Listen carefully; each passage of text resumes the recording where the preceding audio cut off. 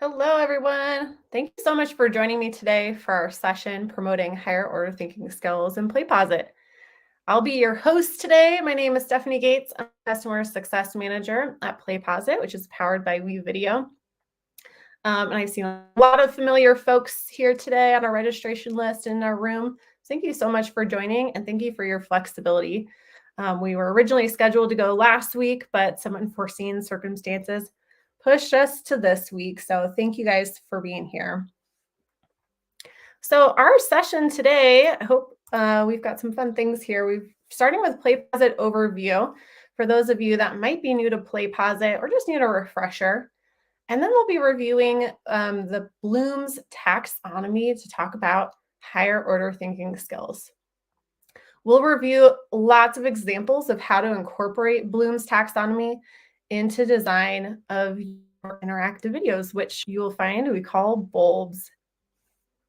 So please feel free to utilize the chat today throughout the session. I have a couple of wonderful colleagues here that will be manning the chat, answering your questions that you may have. But you can also use that chat as a way to engage with others and add your own ideas throughout our time together today. And I'm going to be turning off my camera just to save a little bit of bandwidth. Now that you know I'm a real person, not a robot over here, let's get started with our PlayPosit overview. So I like to explain PlayPosit as an interactivity suite.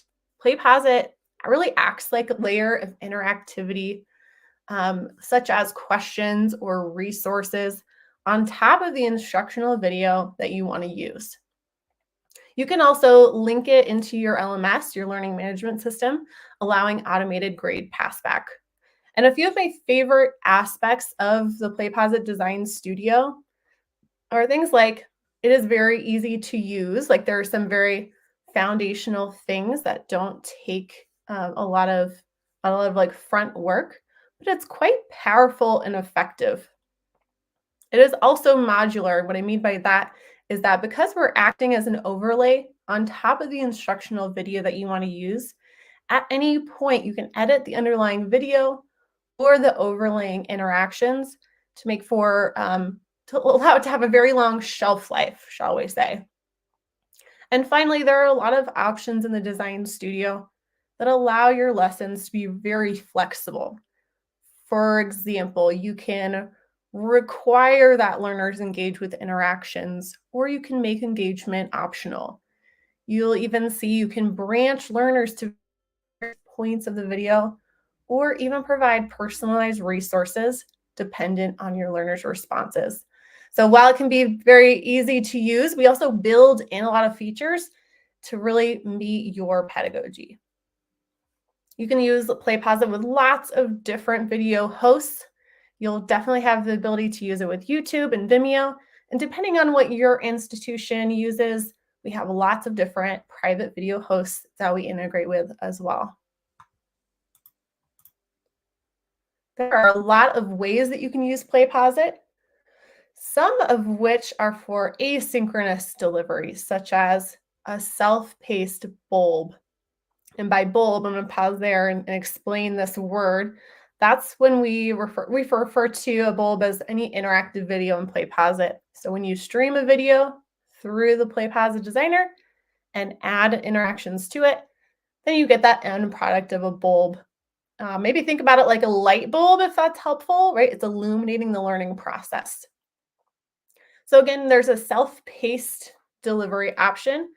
This is one of our most used and one that I will talk about most today. You'll also see a couple of examples in our presentation of learner-made bulbs and how that can be incorporated into Bloom's as well for those higher order thinking skills. Another application is playlists. This is an additional application that some may have access to. And finally, for synchronous delivery options, Broadcast allows you to deploy interactive video in real time with your learners, whether that's in person or over a web conferencing system, such as we are in today. So let's talk about our main event today, talking about those higher order thinking skills, right? This comes into play with Bloom's taxonomy.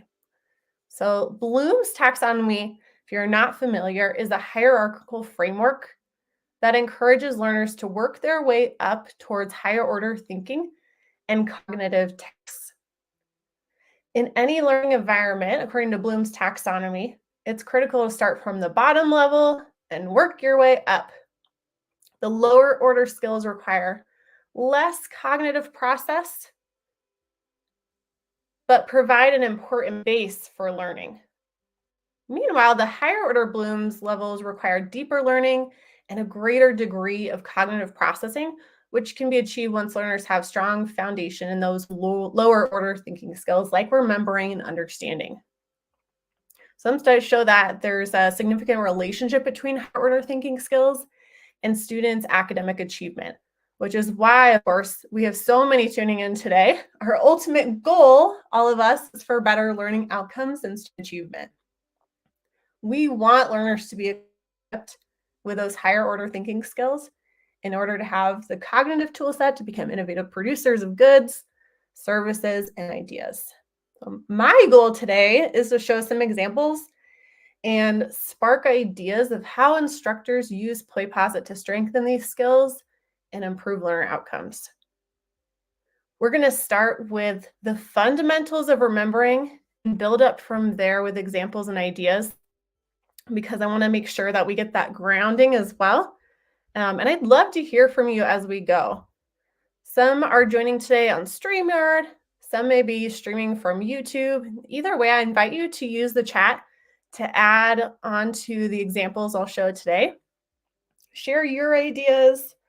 And the sharing doesn't need to end there today. At the end of the session, I will give us some ideas of how we can keep the conversation going. So starting with that first and foremost, remembering information, that will set them up for the success as they move upwards in Bloom, right? They've got to have that ability to remember information so they can actually climb up this taxonomy, right? I'm going to share this example today of how we can use PlayPosit to pause the video with auto-graded questions so learners can recall important facts. And you'll see up here, I'm going to break down each of these levels of Bloom with their little definition as we go, so you can remember which each one is referring to.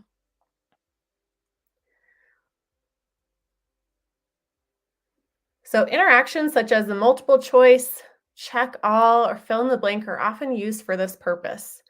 Beautiful thing about using these interaction types is that they're auto-graded and learners receive immediate results and feedback so they know if their recollection is correct or if they need to adjust their thinking.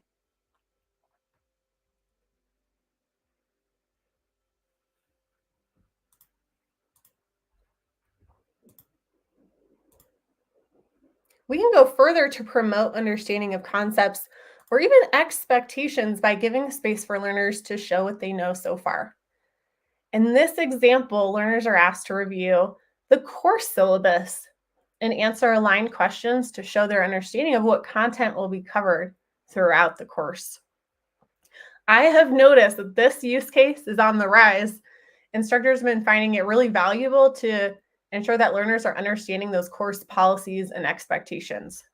So this makes for a smoother quarter or semester when learners are held accountable for understanding how to best navigate their course, your course, whether that's it, whether that is literal like a learning management system navigation or communication, deadlines they'll need to be meeting.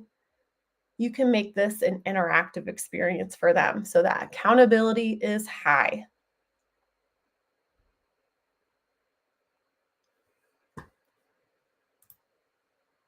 So these interactions built to encourage remembering and understanding are vital building blocks in learning. We're going to explore a couple of ways we can go farther to encourage the application of this knowledge. So application of knowledge allows learners to demonstrate what they remember and understand in a new situation. Here we have a writing lesson unfolding in which students are going to gradually build an essay of their own, starting with the introduction. The instructor here uses free response interactions to allow learners to build out each section of the essay, starting with that introduction, and then moving on into their different supporting paragraphs and conclusion.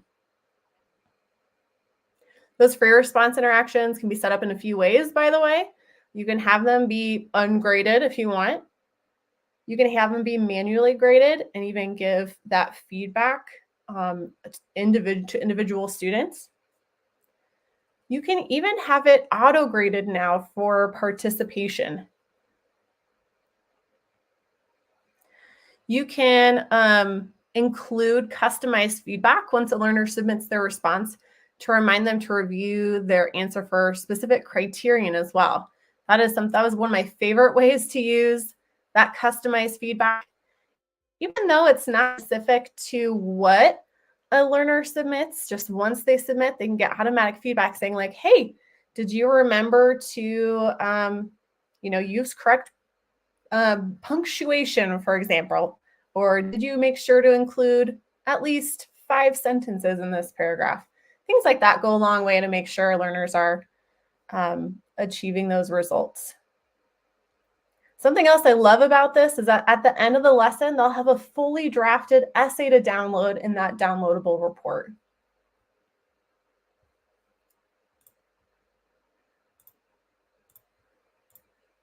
We can take the next step to analyzing content or taking apart that known and identifying key relationships.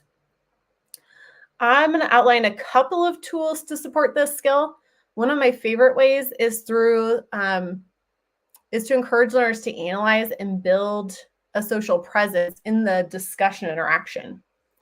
So in this example, you're going to see learners are exploring classroom management strategies as they study for their future in teaching. So this lesson is really neat. There is some branch learning built into it, but we see on this section right here is like a grounding video with a problem, right? There's a learner goofing off in class. And in this example, learners are going to be exploring a few different classroom management strategies that could be implemented to address the situation. Once they go through and explore each of the strategies, at the end, they get to use a discussion interaction to identify what each strategy does and their key relationships. I'm going to jump us a little bit further ahead so we can see they can engage right here within that discussion with each other and analyze those different classroom management strategies. I want to introduce, if you're not familiar, there's a new interaction type in town. This is the PDF interaction, and actually allows for students to make individual annotations and reflective comments on a PDF document. This example even goes one step further, and it pairs that text annotation experience here with peer discussion where students can collaborate on shared understandings and expand on their own findings within the text.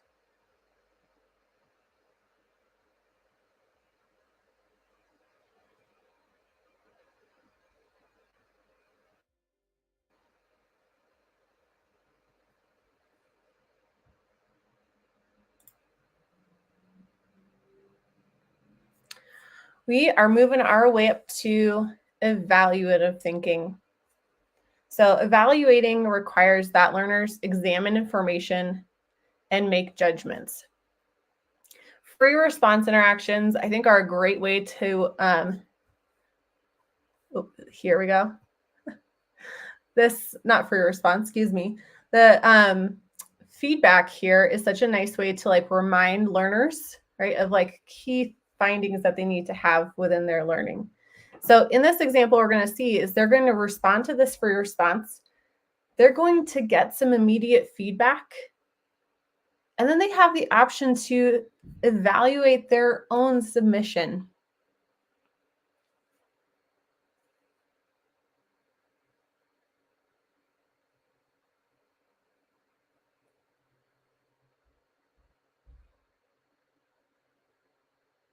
We're waiting for it. Here we go. So they see their feedback.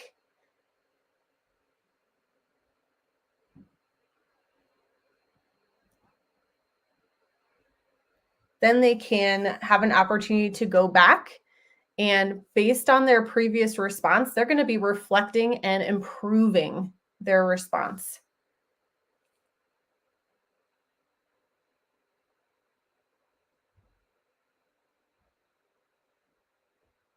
This is like a little sandwich, I feel like.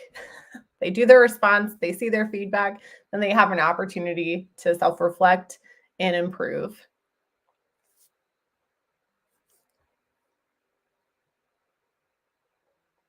Again, this is something that could be manually graded. It can be auto-graded to alleviate a little bit of that work on your end in the beginning.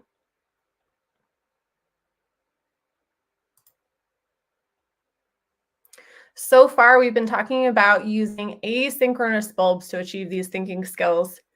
Well, let me introduce another application, which is learner-made bulbs. Learner-made bulbs is going to flip the script a little bit and allow learners to create their own interactive video or bulb. So some instructors encourage learners to evaluate content with this learner-made bulb, to examine information and make judgments. For example, imagine a learner is taking a course in marketing. They've been exploring what makes advertisements effective. The instructors assign them the task of selecting an advertisement and annotating that video. So here they are, they're selecting their advertisement. Then they're going to be going through at strategic timestamps and evaluating this video content, this advertisement, for what makes this ad effective or ineffective. Then they can submit that to their instructor for review.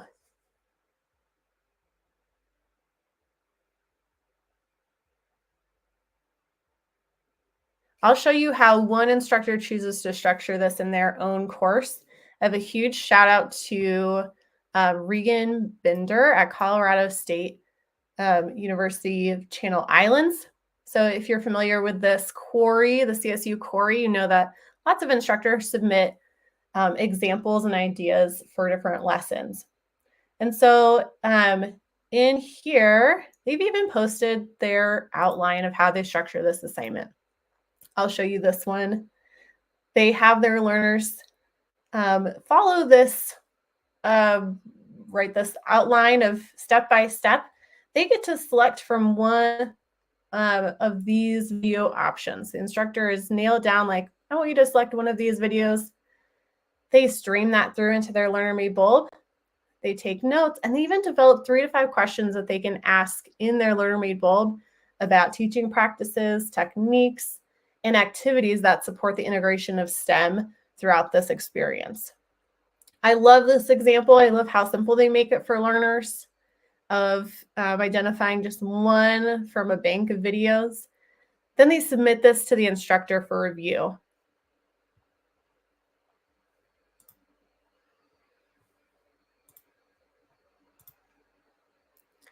Finally, we're working our way all the way up to creating with learner-made bulbs.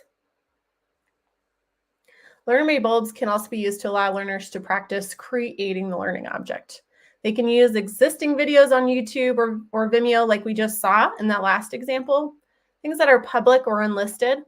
But also, if Your institution grants learners the ability to record video in PlayPosit, or alternatively to your private video hosts like Kaltura or Panopto, they can upload their video into the LearnerMade Bulb. Then with these options, students can create a lesson using a recording of their own or one already found online to submit to the instructor. So in this example, the learner is recording their slide presentation directly into PlayPosit, and then they're adding key engagement questions for the audience.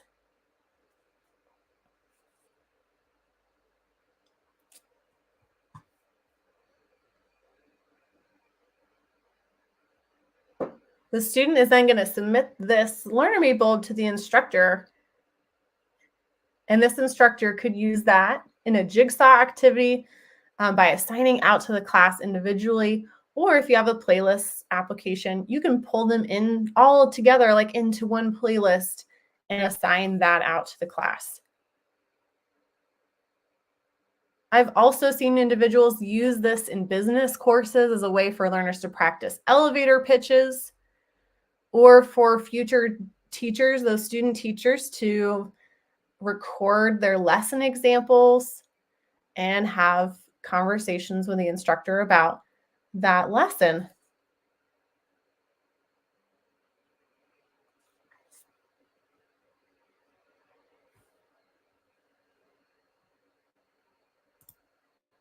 So overall, encouraging these higher order thinking skills within bulbs will further develop these skills, which leads to greater student achievement. So I hope you've gained like 1 or 2 ideas here today that you can try putting into action. And I'd love to keep this conversation going and hear from you all on what you've been doing or what you'd like to do to continue to encourage the development of Bloom's higher order thinking skills. I want to leave you with a couple of how-tos really quick. So I know that we talked about learner-made bulbs and regular bulbs. I would say asynchronous bulbs. So I want to show you just the basics of how to get into PlayPosit and access those learner-made bulbs, or how to create your own bulb. So here's the overall PlayPosit workflow. If you are an institution that's using an LMS, a learner management system, I always encourage you to just go straight to that learning management system and authenticate into PlayPosit from there. It makes a whole lot of things easier, like your authentication, and you get the benefit of the gradebook passed back from there.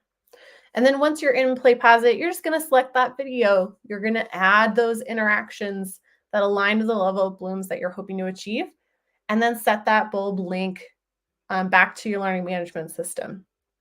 So for example, if you're going through Canvas or Blackboard or D2L Brightspace, right, you're going to start there.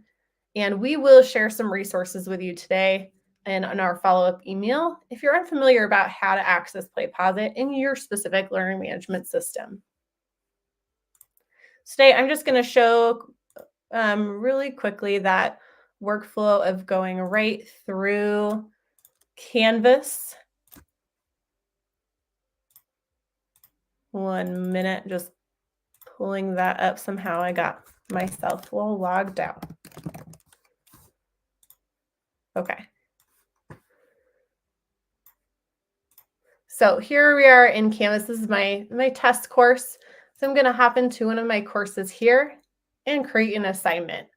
Assignments is the one location where you get that gradebook passed back, or you can just have a PlayPosit bulb linked as a supplemental activity without a grade as well. So I'm going to go ahead and scroll down to my submission type and pull this in as an external tool, which is going to give me that gradebook passback. If I did not want that gradebook passback, you can use PlayPosit as one of the plug options here. You're just going to click that, scroll to where you see PlayPosit, and click Submit PlayPosit.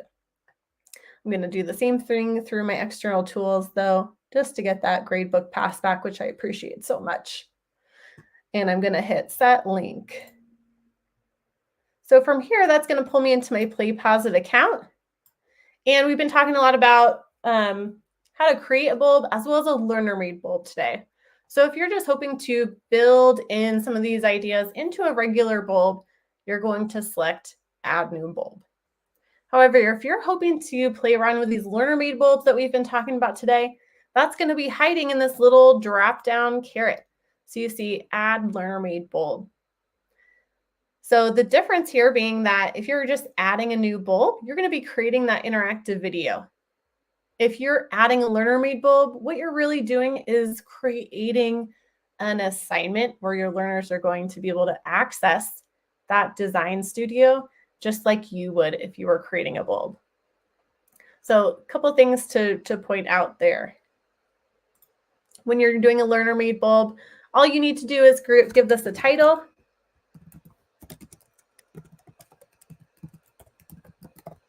And you can even add in a learning objective and instructions. These instructions actually get pulled into Canvas so learners can see those instructions right within that Canvas assignment.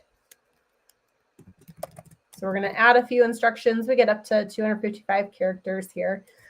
And if you're thinking, I would really love my learners to be able to access the video hosts, like maybe they have access to Kaltura or Panopto or MediaSite, whatever video host your institution uses, you can actually allow them to use those private video hosts here.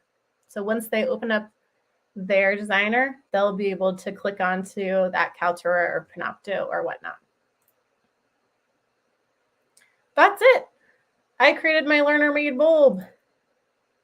My last step is going to be to hit select, and this has been linked into my Canvas assignment. So it can be really simple to set this up. I think the biggest word of the wise is to make sure that, like Regan Binder at CSU Channel Islands, right? They're creating some very explicit steps for learners to follow, right? Like so your step 1, step 2, step 3, how many questions do you want them to include? What are your criterion ahead of time so they know exactly what the expectations are?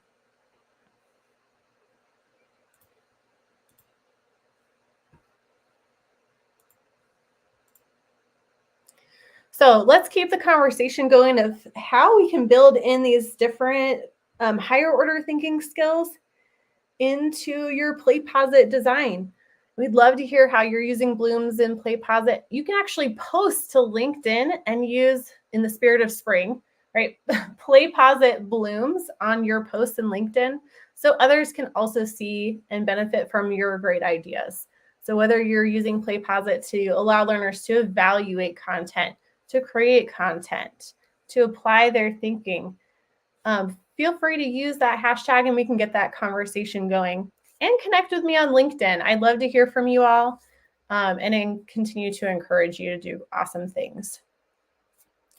We'll be sharing resources in our follow-up email today, but I also wanted to point out that in your PlayPosit account, you have a wealth of resources in this hub right here, this customer resource hub. So once you select that, you'll see you have access to a whole PlayPosit Academy, which are self-paced video tutorials. You can also join more webinars like this one today, explore use case library. We have a wealth of knowledge-based articles to help you and guide you, and instructional design office hours. And here's my pitch today. I would love if you have questions on how to build in these concepts in blooms into your bulbs, feel free to join us in these instructional design office hours. We are there to help you with any questions that you may have. We're there to help brainstorm with you, ideas that you could use. Really join us on Tuesdays or Thursdays at these times below. And the link to join is included right there on the customer resource page. You can also check out lots of video tutorials. So here is our YouTube page. Some of us are joining us from YouTube. Thank you so much. But we have some awesome tutorials you're free to check out as well. And of course, we'll be following up with the recording today and a few extra links for you. Thank you so much for your time and hope you guys have a great day.